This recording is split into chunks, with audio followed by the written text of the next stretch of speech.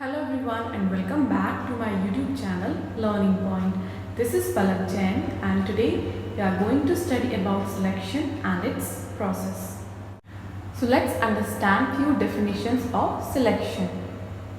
So selection is the process by which candidates for employment are divided into two classes, those who will be offered employment and those who will not.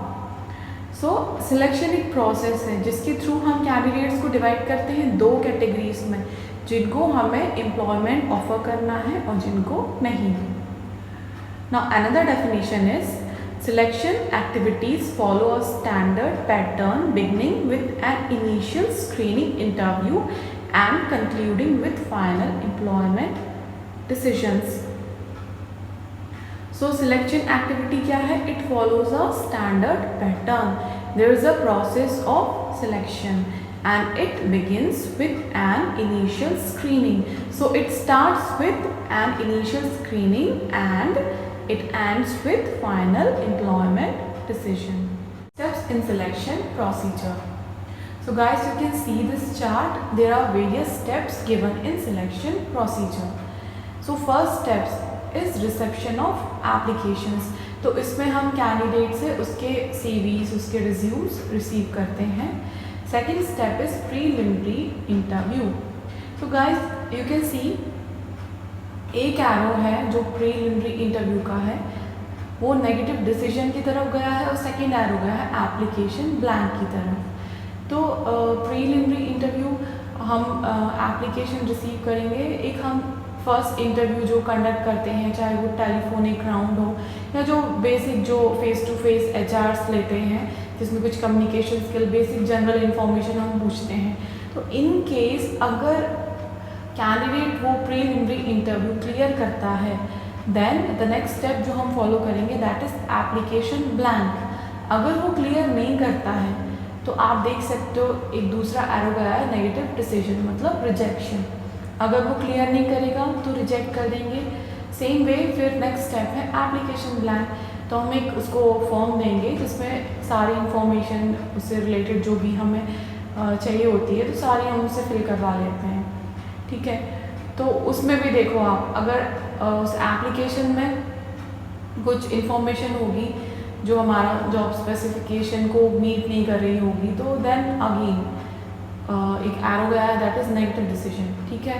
अगर ठीक है वो सही होंगी सारी information, then psychological test. तो there are various kinds of employment test जिनको हम आगे अभी डिस्कस करेंगे सारे स्टेप्स को डिटेल में। इंटरव्यू तो वेरियस काइंड्स ऑफ इंटरव्यूज़ होते हैं, तो वो डिपेंड करता है कि जो जिस पोजीशन के लिए हम इंटरव्यू ले रहे हैं उस हिसाब से इंटरव्यू का फॉर्मेट होता है। देन उसके बाद है बैकग्राउंड इन्वेस्टिगेशन और रेफरेंस चेक।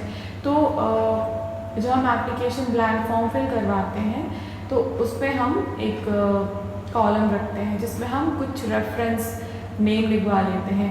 वो कौन कौन हो सकते हैं? कुछ उनके प्रीवियस एम्प्लॉयर्स हो सकते हैं, फ्रेंड हो सकते हैं, तो जिनके थ्रू हम इंफॉर्मेशन ले सकते हैं कैंडिडेट की कि लास्ट कंपनी में उसकी वर्किंग कैसी थी। तो दैट इज़ बैकग्राउंड इन्वेस्टिगेशन और रेफरेंस चेक। इन केस अगर कैंडिडेट क्लियर नहीं करता है बैकग्राउंड वेरिफिकेशन तो वो वेटिंग लिस्ट में चला जाता है। आप देख सकते हो एक एरो गया है वेटिंग। सो अगर वो क्लियर कर लेता है देन हम फाइनल सिलेक्शन कर सकते हैं उसका, ओके।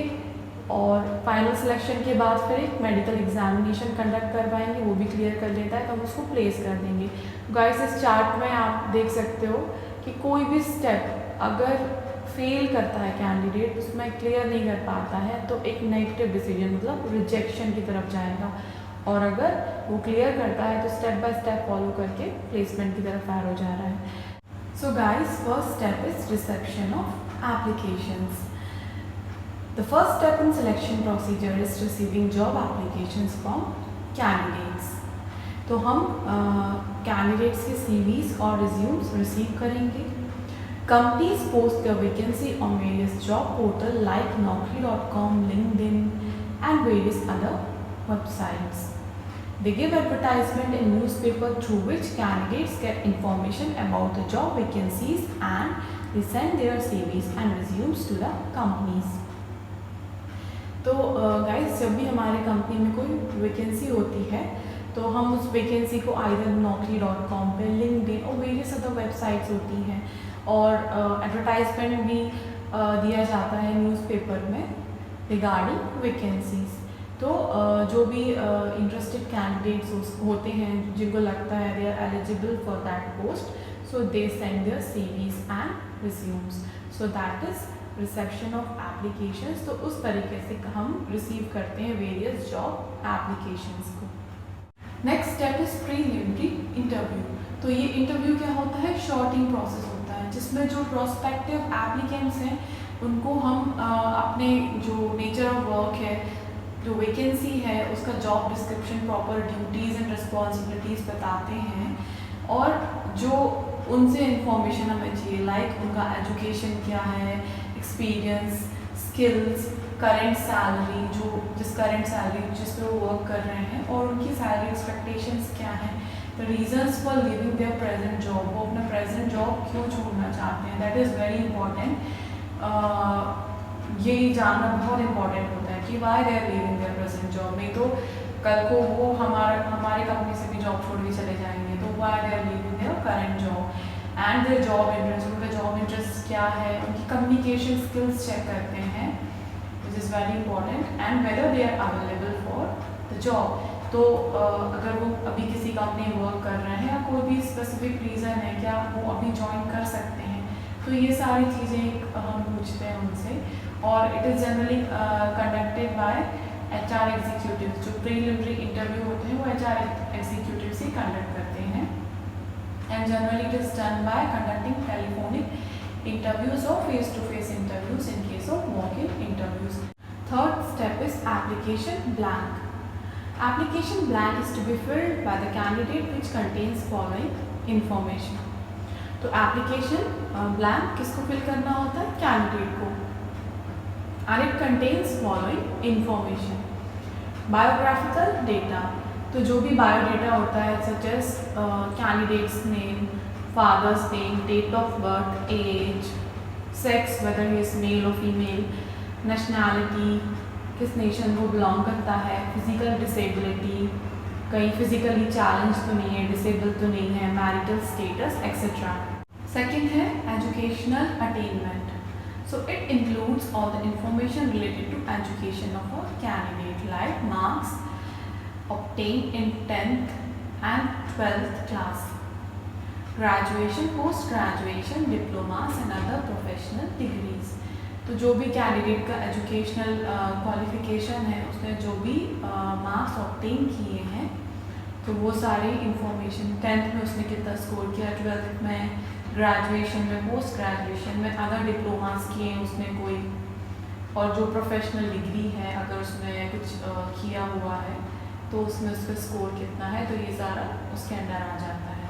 वर्क एक्सपीरियंस, तो इसमें हम एम्प्लॉय से क्या पूछते हैं, उसके प्रीवियस जॉब एक्सपीरियंसेस, और उसने प्रीवियस एम्प्लॉयर के साथ जो भी एम्प्लॉयर्स रहे उसके प्रीवियस एम्प्लॉयर्स, तो कहाँ कहाँ जॉब किया है, क्या ड्यूटीज़ थी, क्या रिस्पॉन्सिबिलिटीज़ थी, ड्यूरेशन ऑफ प्रीवियस असाइनमेंट्स, तो उसने कितने टाइम पीरियड तक कहाँ पे वर्क किया है, सैलरी रिसीव्ड, उसको कितनी सैलरी मिली है, and reason of living the present employer. Next job application include करता है सैलरी एंड बेनिफिट्स। तो उसको जो उसका प्रेजेंट एम्प्लॉयमेंट है, प्रेजेंट जॉब है, वहाँ क्या सैलरी वो रिसीव करता है, क्या एडिशनल बेनिफिट्स उसको मिलते हैं, और उसकी क्या एक्सपेक्टेड सैलरी है। देन पर्सनल आइटम्स, जैसे कि it includes extra curricular activities, sports, hobbies, books read, countries travel etcetera. Then other items में क्या, name and addresses of previous employers and references. तो रेफरेंसेस हम उससे क्यों मांगेंगे, इन केस अगर वो सिलेक्ट होता है तो हम जो रेफरेंस चेक करते हैं, उसका जो बैकग्राउंड वेरिफिकेशन करते हैं, तो उसमें जो वो नाम देता है एम्प्लॉयर्स की, उनके कॉन्टैक्ट नंबर्स देता है, तो उनके थ्रू ही हम उसका बैकग्राउंड चेक करते हैं। साइकोलॉजिकल टेस्ट, तो हम वेरियस टेस्ट कंडक्ट करते हैं to check the level of ability, knowledge, interest and aptitude of the candidate. तो कौन से वेरियस टेस्ट हैं, intelligent test, aptitude test, personality test, simulation test and assessment centre.